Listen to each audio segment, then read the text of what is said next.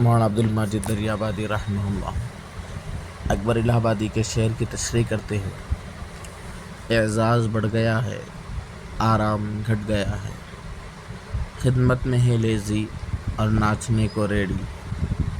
تعلیم کی خرابی سے ہو گئی بالآخر شوہر پرست بیوی، پبلک پسند لیڈی۔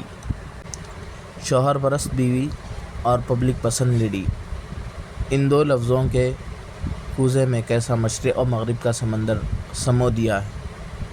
مشرق کا منتہائے نظر تو خدمت تھا، زچہ خانہ تھا اور باورچی خانہ تھا۔ مغرب کے ہاں معیار ناچ ہے، بال روم ہے، کنسرٹ ہے، اور اب عورت بھی کیا کرے۔